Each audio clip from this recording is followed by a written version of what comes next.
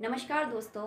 आज जो मैं आपको आपके सामने जो मुद्दा रखने वाली हूँ वो औरतों के ऊपर है, जो मैंने भी कहीं पढ़ा और मैं उनकी इस बात से सहमत हूँ।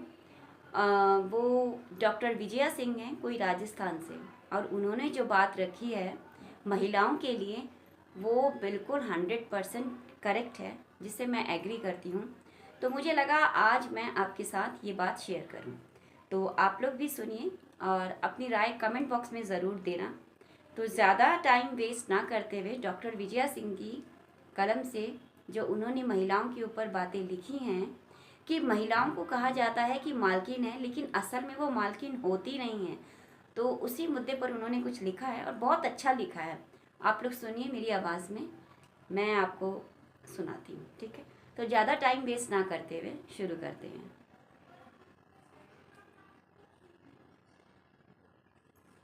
पता है, जो औरतें उम्र दराज होती हैं, मतलब एजेड हो जाती हैं, महिलाओं से, उन औरतों से पुरुष क्यों डरते हैं? क्योंकि वह पुरुषों के हर रूप से परिचित हो जाती हैं। जिन फबतियों से वह जीवन भर डरती हैं, एक उम्र के बाद डरना छोड़ देती हैं। वह स्वयं को जैसी हैं, जो हैं, वही दिखाने का प्रयास करती हैं। कोई उसकी निंदा करे या प्रशंसा, उन्हें फर्क पड़ना बंद हो जाता है, क्योंकि वह स्वयं क्या है जान जाती हैं।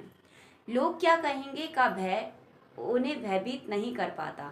असल में स्त्रियों को उनके व्यवहार के लिए पग पग पर रोका टोका जाता है।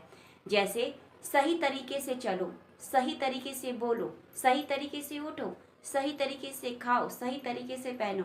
कभी वह महिला है इसलिए, कभी उन्हें दूसरे के घर जाना है इसलिए। उम्र दराज जो महिलाएं होती हैं वे स्वयं के लिए जीती हैं। ना उन्हें पिता का खौफ होता है, ना ही भाई का।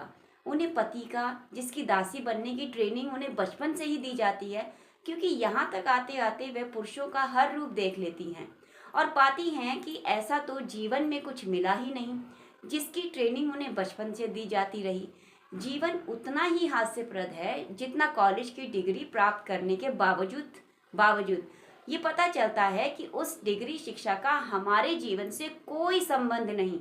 बाबर, हुमायूं, जहांगीर, शहंशाह, इनके रिश्ते पढ़ने से बेहतर होता हम स्कूलों में पति पत्नी और भाईचारे के रिश्ते समझाए जाते, सिलाई कटाई सिखाते तो वह जीवन में उपयोगी होता।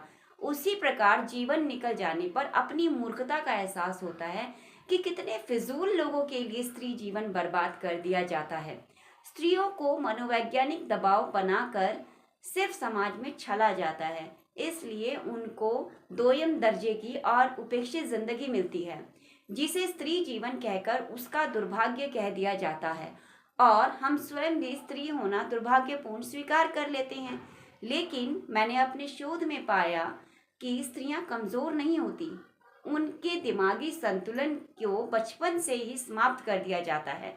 कभी कभी विदेशी सोच सही मालूम पड़ती है कि हिंदुस्तानी लड़कियां मूर्ख होती हैं, इनसे विवाह कर लीजिए, ये सारी उम्र बिना तनख्वाह के आपकी नौकरानी बनी रहेंगी। आज मैं पुरुषों को स्त्रियों के अनुसार आचरण करने के लिए कहती हूँ तो आसमान फट जाते हैं, क्योंकि स्त्रियां दासी नहीं, उससे बाहर भी अपना अस्तित्व रखती हैं। यह बात पुरुषों का एक बड़ा समूह हजम नहीं कर पाता। असल में दूसरे के घर जाना ही अपने आप में दुर्भाग्यपूर्ण है, जबकि पुरुष कहीं नहीं जाते। बस यही वह पेच है जो स्त्रियों के इर्द गिर्द कस दिया जाता है। उसके पश्चात कहते हैं उड़ो, सारा आकाश तुम्हारा है। तब चोट विवाह पर नहीं, पुरुषों के घर में नहीं जाने पर कीजिए। आज कोई पुरुष को कहे कि मैं आपको दान दहेज देती हूँ, जाकर दूसरे के घर को अपना समझकर आजीवन सेवा कीजिए, शायद एक भी पुरुष तैयार नहीं होगा। तब स्त्रियां क्यों? क्योंकि मालिक कहीं नहीं जाते कार्य करने, मालिक कहीं काम करने नहीं जाते, नौकर जाते हैं, दास जाते हैं। स्त्रियों को मालकिन कहते हैं, लेकिन मालकिन मानता कोई नहीं। और ये बात 100% श्योर, मतलब करेक्ट है, जो डॉक्टर विजय सिंह ने कही। ये राजस्थान से हैं और मैं इनकी बात से 100% एग्री करती हूँ कि स्त्रियों को कहते हैं कि वो घर की मालकिन है, और लेकिन असल में देखा जाए तो वो बस कहने को मालकिन है, मगर मालकिन मानता कोई नहीं है। अगर, और ये लास्ट में बात उनकी मुझे बहुत अच्छी लगी कि अगर हम किसी पुरुष को कहें कि तुम्हारे लिए हम इतना दहेज दे रहे हैं, और जो हम और लड़कियों को विदा के समय मिलता है, तो तुम्हें जाकर दूसरे के घर में आजीवन नौकरी करनी है, तो शायद पुरुष कहीं नहीं जाएंगे। तो वही बात है ना कि जो मालिक होता है वो कहीं नहीं जाता, जाते कौन है? दास जाते हैं, नौकर जाते हैं, स्त्रियां जाती हैं। तो ये बात मुझे उनकी बहुत सही लगी। तो बाकी आपने अगर ये मेरी कहाँ ये बात सुनी होगी, तो आप मुझे कमेंट सेक्शन में ज़रूर बताइए कि आप कहाँ तक एग्री करते हैं इस बात से। बाकी मिलते हैं फिर एक नई सोच के साथ, एक नई कहानी के साथ, और तब तक के लिए इजाज़त दीजिए।